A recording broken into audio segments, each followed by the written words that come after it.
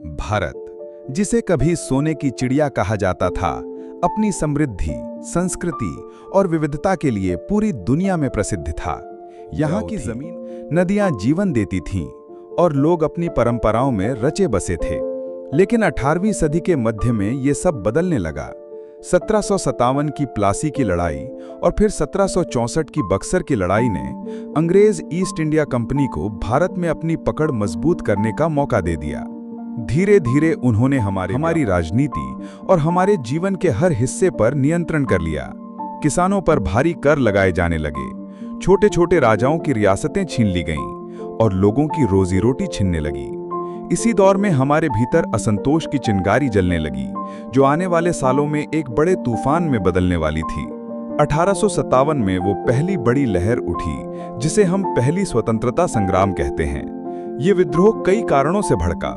सैनिकों के साथ भेदभाव, वेतन में कटौती और सबसे बड़ा कारण था नई एनफील्ड राइफल के कारतूस, जिनके बारे में अफवाह थी कि उन पर गाय और सुअर की चर्बी लगी है।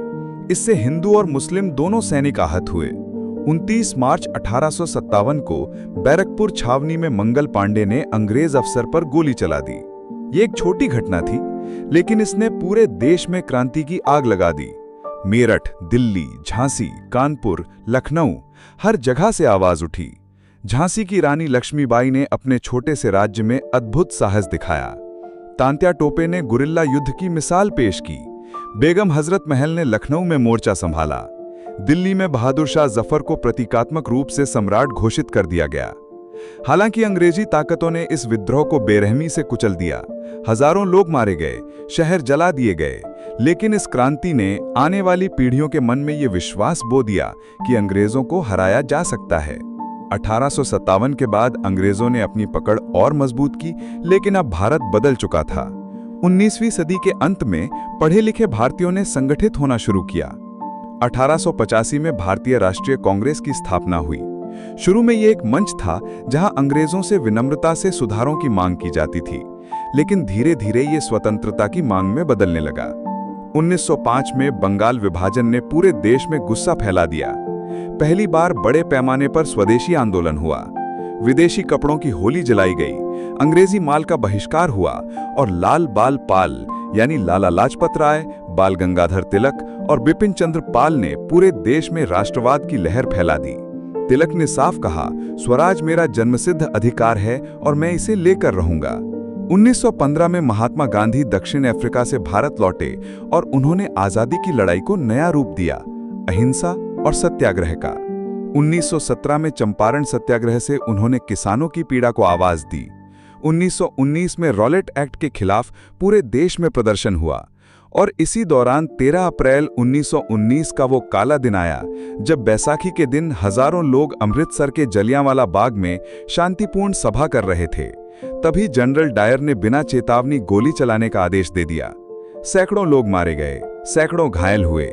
उस दिन पंजाब की मिट्टी खून से लाल हो गई और पूरे भारत का दिल हमेशा के लिए बदल गया। 1920 में गांधी जी ने असहयोग आंदोलन शुरू किया। उन्होंने कहा, विदेशी वस्त्र छोड़ो, अपने देश का खादी पहनना शुरू करो, सरकारी नौकरी, स्कूल, अदालत सबका बहिष्कार करो। लाखों लोग इस आंदोलन से जुड़ गए। हालांकि 1922 में चौरी चौरा की हिंसा के बाद गांधी जी ने आंदोलन वापस ले लिया, लेकिन आजादी की लौ अब बुझने वाली नहीं थी। इसी समय एक और धारा जन्म ले चुकी थी, क्रांतिकारियों की। भगत सिंह, राजगुरु, सुखदेव, चंद्रशेखर आजाद, बटुकेश्वर दत्त जैसे नौजवान अंग्रेजी हुकूमत को हथियारों से चुनौती देने लगे। 1929 में भगत सिंह और बटुकेश्वर दत्त ने दिल्ली की केंद्रीय विधानसभा में बम फेंककर नारा लगाया, इनकलाब जिंदाबाद। उनका मकसद जान लेना नहीं, बल्कि अंग्रेजों को संदेश देना था कि अब भारतीय चुप नहीं बैठेंगे। 23 मार्च 1931 को भगत सिंह, राजगुरु और सुखदेव को फांसी दे दी गई, लेकिन वो हमेशा के लिए युवाओं के दिल में अमर हो गए।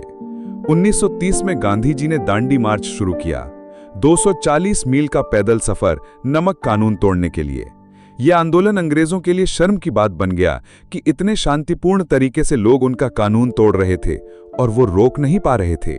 1942 में जब दूसरा विश्व युद्ध चल रहा था, गांधी जी ने भारत छोड़ो आंदोलन का ऐलान किया। 8 अगस्त 1942 को बंबई के गोवालिया टैंक मैदान से उन्होंने नारा दिया, करो या मरो। इस बार आंदोलन में और भी ज्यादा लोग शामिल हुए। महिलाएं, किसान, मजदूर सब सड़कों पर उतर आए।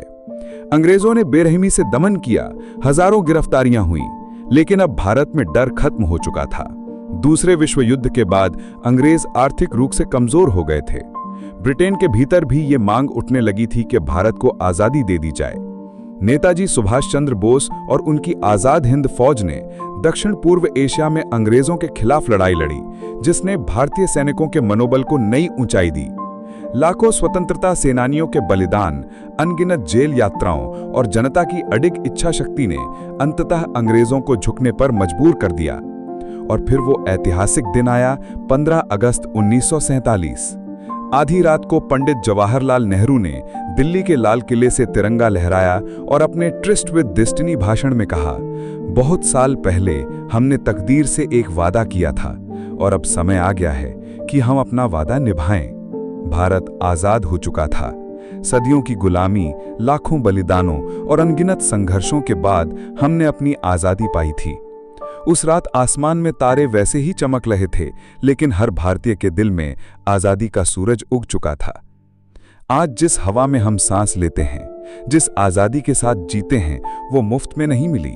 ये उन अनगिनत शहीदों, किसानों, मजदूरों और आम लोगों के खून, पसीने और बलिदान की कीमत पर मिली है। हमारी जिम्मेदारी है कि हम इस आज़ादी की रक्षा करें, अपने देश को और मजबूत बनाएं, क्योंकि आज़ादी सिर्फ अधिकार नहीं, ये एक जिम्मेदारी है जो हर पीढ़ी को निभानी होगी।